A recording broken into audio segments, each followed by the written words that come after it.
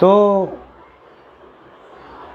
देखते हैं थोड़ा एग्जाम्पल्स, है ना, केसेस सॉल्व करेंगे और उन्हीं से समझेंगे कि ये यूनिफॉर्म सर्कुलर मोशन की प्रॉब्लम्स कैसे सॉल्व की जाती हैं। ठीक है, तो शुरुआत में बहुत छोटा सा एग्जाम्पल लेते हैं दोस्तों। एग्जाम्पल ये है कि ये हमारी अर्थ है। पहला एग्जाम्पल, इसका मास है कैपिटल M, ई लगा देते हैं आगे, ये अर्थ का मास हुआ, ये अर्थ का सेंटर है, अर्थ की रेडियस R है, ई लगा देते हैं, ई मतलब अर्थ है। अब अर्थ के सरफेस से, अर्थ गोल होती है ना, तो अर्थ के सरफेस से h हाइट पर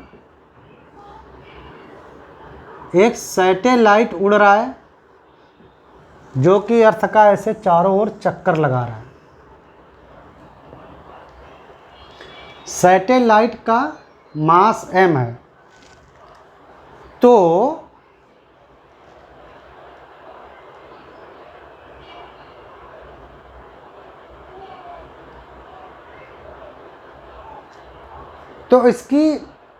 इसको कैसे सॉल्व करेंगे? इसको रिक्वायर्ड स्पीड v कैसे निकालेंगे मोशन करने के लिए? तो पहला काम कि हम ये सैटेलाइट सर्कुलर मोशन कर रहा है अर्थ के चारों ओर ऐसे, तो सर्कुलर मोशन तभी करने पाएगा जब इसके पास सेंट्रीपिटल फोर्स होगा, यानी इस पर कोई ऐसा फोर्स लग रहा हो जो कि अर्थ के सेंटर की ओर डायरेक्ट हो। वो कौन सा फोर्स है? वो है अर्थ और इस सैटेलाइट के बीच काम करने वाला ग्रेविटेशनल फोर्स। वो होता है जी, ये ग्रेविटेशनल कांस्टेंट है। इसकी अभी हम सिर्फ हम प्रॉब्लम सॉल्विंग का तरीका देख रहे हैं, हम ज़्यादा इसकी वैल्यू नहीं रखेंगे। वो होता है ग्रेविटेशनल फोर्स जी, अर्थ का मास, सैटेलाइट का मास, यानी दो बॉडीज़ के मास का मल्टीप्लिकेशन, और उनके बीच की जो डिस्टेंस है, अर्थ और सैटेलाइट के बीच का डिस्टेंस क्या है? अर्थ के सेंटर से देखते हैं, ग्रेविटेशनल फोर्स जो होता है वो सेंटर से लिया जाता है। तो दोनों के बीच की जो डिस्टेंस है वो है पहले अर्थ का रेडियस और सरफेस से सैटेलाइट कितनी ऊंचाई पर उड़ रहा है, RE प्लस H, दोनों के बीच का डिस्टेंस और उसका स्क्वायर, ये होता है ग्रेविटेशनल फोर्स। अब सैटेलाइट पर ये ग्रेविटेशनल फोर्स ही सैटेलाइट को सेंट्रीपिटल फोर्स प्रोवाइड कराएगा। तो सैटेलाइट सर्कुलर मोशन कर रहा है, तो उसका सेंट्रीपिटल फोर्स होना कितना चाहिए? उसका होना चाहिए m, सैटेलाइट का मास, सैटेलाइट सर्कुलर मोशन कर रहा है तो m, सैटेलाइट की स्पीड रिक्वायर्ड v² अपान r होता है ना। तो यहाँ पर सर्कुलर मोशन जो सैटेलाइट कर रहा है उसकी रेडियस क्या है? उसकी यहाँ से देखोगे आप, यही तो फार्मूला होता है ना mv² अपान r, सेंट्रीपिटल फोर्स का।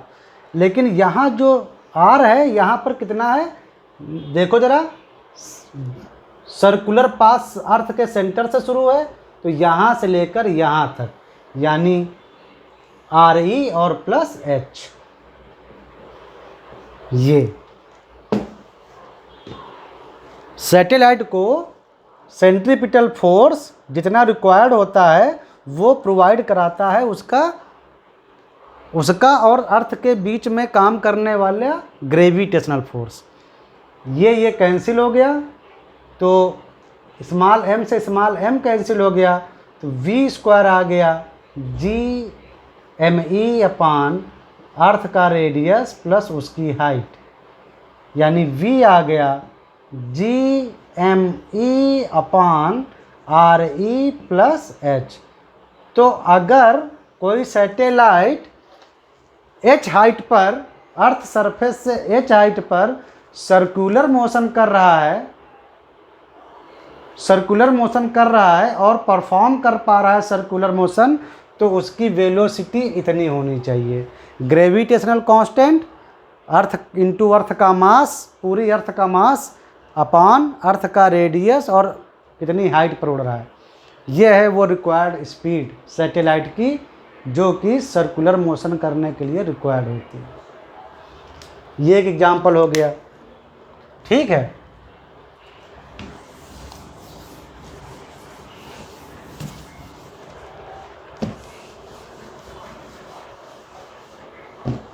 चलो एक और प्रॉब्लम सॉल्व करते हैं, केस सॉल्व करते हैं।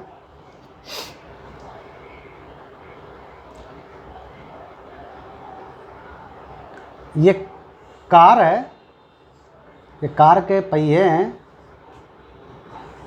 ऐसे, और वो सर्कुलर पाथ पर जा रही है, मतलब ऐसे रोड पे है, अब वो सर्कुलर पाथ की ओर जा रही है, ठीक है। मतलब अगर आप आसमान से देखो तो कार कुछ ऐसे आपको दिखेगी, और वो ये मान लो कि रेडियस r के सर्कुलर हाईवे पर वो टर्न ले रही है। ऐसे ऊपर से देखोगे तो ऐसे दिखेगा, ठीक है। तो हमसे पूछा गया अगर कि इस कार को मैक्सिमम कितनी स्पीड से मतलब चला सकते हैं, कि वो मैक्सिमम अधिकतम कितनी स्पीड से चला सकते हैं कि वो स्किड होकर पलट न जाए, या कह दो कि अपना पाथ छोड़ न दे। मैक्सिमम स्पीड निकालनी है हमें कार की, जो कि इस सर्कुलर हाईवे ऐसे जो कार जो जाएगी, हम ऊपर से देख रहे हैं, तो वो हमें मैक्सिमम स्पीड निकालनी है कि कार बिना स्किड हुए इसको कवर कर दे, मतलब सर्कुलर पाथ पर सक्सेसफुली चली जाए। हमसे ये मान लो पूछा जा रहा है, तो इसको हम कैसे सॉल्व करेंगे। तो पहली बात, कार हमको मैक्सिमम स्पीड निकालनी है अनटिल स्किडिंग शुरू हो जाए।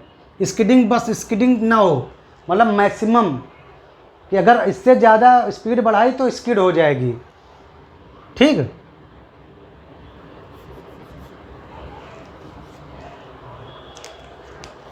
हमने आपको पहले ही बताया है कि अगर कोई बॉडी सर्कुलर मोशन परफॉर्म कर रही है तो उसको कहीं ना कहीं से एक ऐसा फोर्स मिल रहा है जो कि उस सर्कुलर पाथ के सेंटर की ओर उस पर काम कर रहा है। अब ये कार अगर इस सर्कुलर पाथ को कवर कर सकती है तो इसको एक सेंट्रीपिटल फोर्स चाहिए, इसको एक सेंट्रीपिटल फोर्स चाहिए, यानी इस कार पर कुछ ऐसा फोर्स लग रहा हो जो कि इस सर्कुलर पाथ के सेंटर की ओर काम कर रहा हो, मतलब ऐसे। और वो होता है टायर और अर्थ के बीच में या रोड के बीच में काम करने वाला फ्रिक्शन फोर्स। अभी तो हम आसमान से देख खड़े होकर, रेडियस r थी, वो याद रखेंगे। ये देखो, ये कार, ये कार है, ये कार के 4 पहिए थे, हम ऐसे देखेंगे तो बस 2 पहिए दिखेंगे, और सर्कुलर रेडियस, ये सर्कुलर पाथ है। अब हम रोड पे हैं तो ये रोड हमको कुछ ऐसे जाते हुए कुछ दिखेगी एकदम, है ना, ऐसे। तो रेडियस r के सर्कुलर टर्न पर यह कार जा रही थी, ठीक है। तो इसको जो सेंट्रीपिटल फोर्स मिलेगा वो मिलेगा टायर और इस रोड के बीच में काम करने वाला फ्रिक्शन फोर्स। लगभग सभी व्हीकल को सेंट्रीपिटल फोर्स फ्रिक्शन से ही प्राप्त होता है। तो फ्रिक्शनल फोर्स, वो फ्रिक्शन फोर्स अर्थ के ये सर्कुलर पाथ के सेंटर की ओर काम करेगा। ये देखो इस तरफ, ये जो फ्रिक्शन फोर्स है वो सर्कुलर पाथ जो था ना हाईवे का, उसके सेंटर की ओर काम करेगा। यही हमको प्रोवाइड कराएगा रिक्वायर्ड सेंट्रीपिटल फोर्स, अगर हमको कार को उस सर्कुलर पाथ पर चलाना है। अब ये फ्रिक्शन फोर्स कैसे गेन हो, तो हमको बताया गया है कि हमको मैक्सिमम स्पीड पर चलाना है जब तक कि गाड़ी स्किड ना हो जाए। बिल्कुल मतलब स्किड ना हो पाए, बस वहाँ तक मैक्सिमम तब तक मैक्सिमम स्पीड मतलब वो कि गाड़ी स्किड होने ही वाली हो। यानी कि हमको लिमिटिंग स्टेट के फ्रिक्शन की बात की जा रही है। लिमिटिंग स्टेट वाला फ्रिक्शन यानी स्टैटिक मैक्सिमम फ्रिक्शन फोर्स, वहाँ तक हमको ले जाना है, क्योंकि हमें मैक्सिमम स्पीड गेन करनी है। तो यानी अब जो फ्रिक्शन फोर्स है वो एफएस मैक्स है, मैक्सिमम, और मैक्सिमम स्टैटिक फ्रिक्शन फोर्स हमेशा गेन किया जाता है म्यूएस इंटू एन से, where mu s is the coefficient of friction in static state between the surfaces. यहाँ पर म्यूएस क्या है, कार के चारों जो टायर हैं उनके बीच का, और जो भी मटेरियल के टायर बने हैं, टायर और रोड के बीच का कोफिशिएंट ऑफ फ्रिक्शन है ये म्यूएस। एन नॉर्मल रिएक्शन है। नॉर्मल रिएक्शन क्या है कि सिंस कार रोड को टायर से कांटेक्ट में है, ये टायर रोड पर ही है ना, तो रोड इस पर नॉर्मल फोर्स लगाएगी टायरों के द्वारा, टायरों पर। कार अगर रोड को दबाएगी तो रोड भी टायर्स पर नॉर्मल फोर्स लगाएंगे। तो चारों टायरों पर नॉर्मल फोर्स लगेगा। एक टायर पर अगर N1 है तो दूसरे पर भी, मान लो एक टायर पर N है या N डैश, मान लो एक टायर पर, तो दूसरे टायर पर भी N डैश, तीसरे टायर पर भी N डैश और चौथे टायर पर N डैश। तो टोटल जो नॉर्मल फोर्स लगेगा, रोड जो लगाएगा कार पर, टोटल नॉर्मल फोर्स चारों टायरों का नॉर्मल फोर्स का सम होगा। तो हम यहाँ पर सिर्फ इसकी बात कर रहे हैं, टोटल नॉर्मल फोर्स।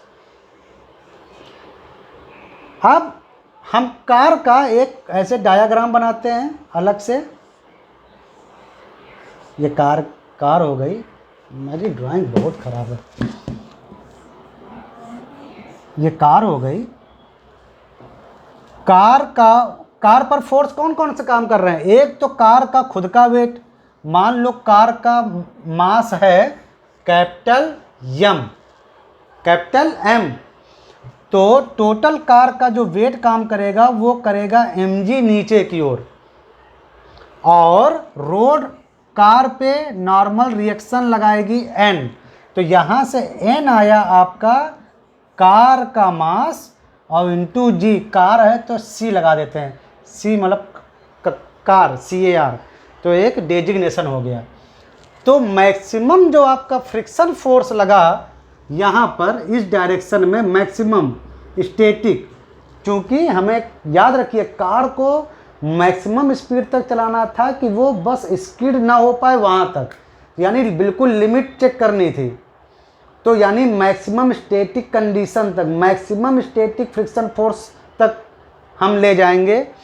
तो म्यूएस इंटू एन की जगह पर कार